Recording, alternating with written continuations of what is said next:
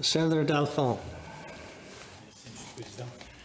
I would like to ask a question to the government representative on behalf of my colleague, Senator Lovelace Nicholson.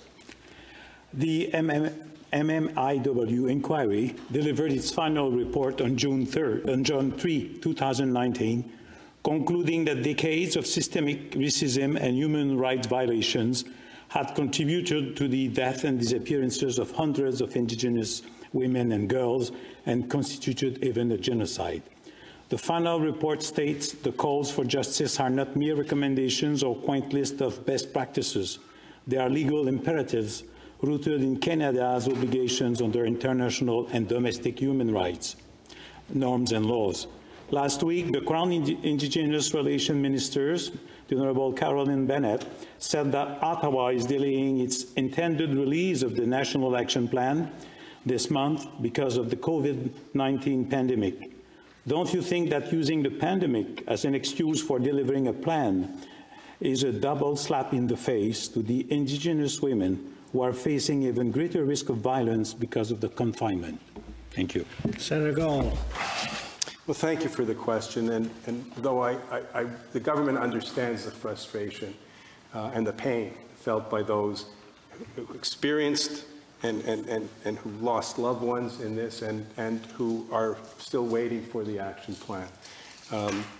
But Senator, respectfully, it's really not quite accurate nor, dare I say, fair to imply that the government is using the crisis to delay. The government remains committed to ending the ongoing national tragedy of missing and murdered Indigenous women and girls.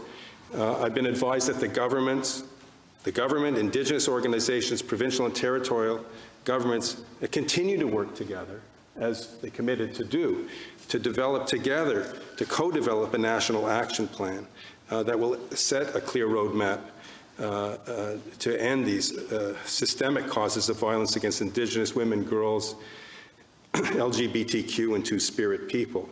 There are virtual, because of the crisis, they have not given up the work. Their meetings are virtual, as so many of ours are.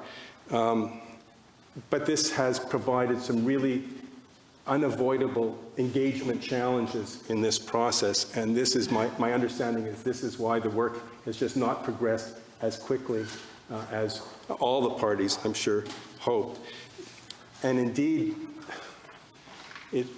during these difficult times, it's leadership within communities and the governments are focusing to limit the spread of the outbreak pandemic in the communities and to provide the necessary measures to provide support for the communities during this dislocating time. But the work remains a priority and shall continue. Senator Dalphond. Thank you, Mr. Speaker. I think Senator Lovelace was anticipating that answer because their supplementary question is the following. When are we going to see an action plan from this government on that very issue against violence against Indigenous women, girls, and Two-Spirit people? Senator Gold. Well, it's a fair question. As I said, the government understands the importance of this, the urgency, and the frustration. This is a national action plan that needs to be co-developed, and it is being co-developed with the federal government and its counterparts in Indigenous leadership communities and provincial and territorial.